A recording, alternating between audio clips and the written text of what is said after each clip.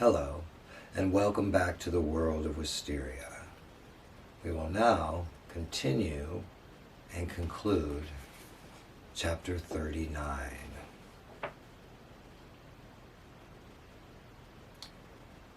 The following night, they went to Simon's world and spent hours inside of his experiment. Oh shit, one more time. Okay, quick retake.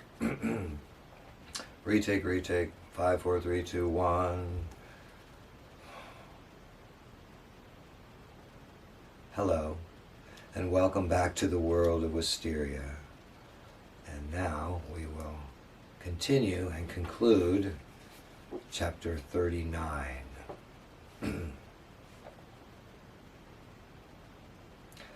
The following night, they went to Simon's world and spent hours inside one of his experiments in reconfigured space. Once Will's mind had adjusted to the peculiar rules that govern the place, touring the thoroughly foreign world became a delightful, though surreal, adventure. They did not run into its architect, however. When they talked about their experience, after returning to Wysteria, Emily said that Simon had, no doubt, sensed their presence there. He was probably just preoccupied with other projects, she speculated. We can go back another time, perhaps with Jeremy, she said. He'll be able to locate Simon. They had just begun discussing their agenda for tomorrow when Charlotte dropped in, anxious to learn how their travels had gone. Simon's world, huh? She remarked, after hearing that the two had ventured there. That must have been eye-opening. It sure was, said Will. Certainly quite different from our trip to the aquarium. Aquarium? Emily laughed. He means the green world, she explained. And guess what we did there? We made our bodies lighter and swam. It was Will's idea. Wow, said Charlotte. I really should learn how to do that. Emily was just telling me about some of the weird places you've explored, Will said to her. I've seen some strange ones, she replied. I didn't know it was possible to visit ordinary dreams, he said. Charlotte seemed caught off guard by his comment. Her bright smile dimmed for a moment. Yes, she said, glancing at Emily. It's a unique experience. She then looked at Will. You see things, she said, gazing into his eyes. Things hidden deep inside the dreamer. Secrets, hidden even from him.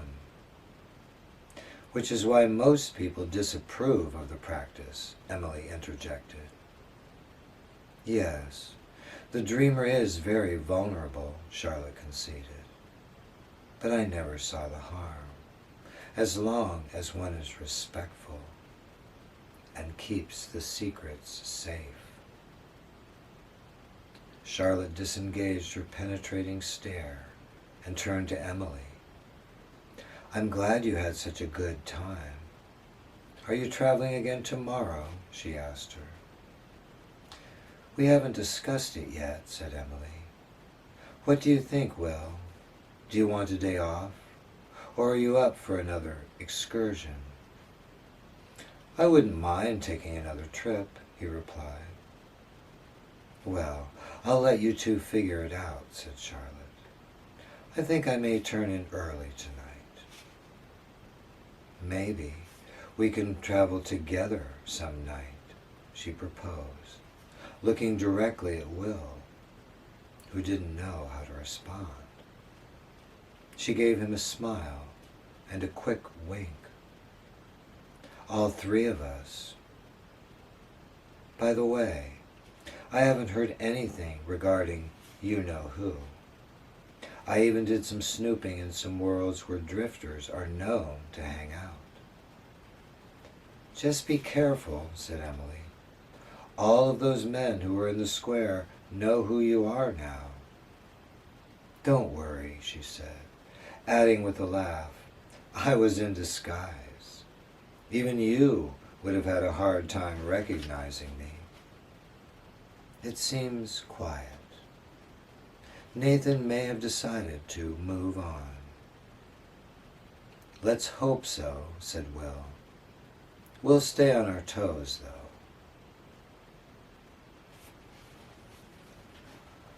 Over the next 7 days, Will and Emily traveled to a wide variety of worlds, some more outlandish than others, but all wondrous. Emily first took them to the heavens, where small, heavily forested islands floated like clouds in an endless periwinkle blue sky. Then, for balance, as Emily put it, they journeyed to a place she jokingly called Hell, which featured a dimly lit volcanic landscape. Next, they visited a world of perpetual night, dominated by multiple large moons or sister planets, which appeared to pass perilously close to each other as they sailed through the sunless sky. After taking a day off, they went to several artistic worlds, places where the entire environment, though three-dimensional, resembled paintings done in various styles. One impressionistic and pastoral in theme, two that were more abstract, and another that reminded Will of a Disney cartoon, which Emily told him was one of her favorites. Quite a week, Will remarked, as they sat on the balcony, both exhausted after spending another long day away from Wysteria. Emily took his arm and laid her head on his shoulder. Yes, it was. Let's stay home tomorrow, he said. I need to let my mind rest. That sounds good, she said, with a sleepy sigh. I'm not sure where we should go next. I can think of a lot of interesting and entertaining places, but most of them are frequented by other travelers. We'll see them soon enough, he told her. I guess I should be going, said Emily, struggling to contain a yawn. I'd love to fall asleep right here, just like this. But they stood, kissed, and reluctantly made ready to say goodnight. Maybe we'll go to Millie's world next, she said, letting go of his hands and slowly backing away. Will smiled. We'll talk about it tomorrow. Emily blew him a final parting kiss. Then, just as she began to fade, Will noticed a dark cloud forming behind her. Suddenly, a tall creature, uniformly black except for two piercing red eyes, emerged from the shapeless mass and wrapped her in its shadowy arms.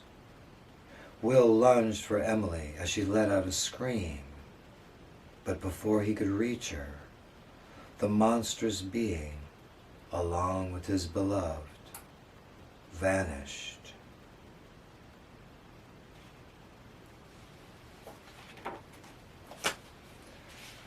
And that concludes chapter 39,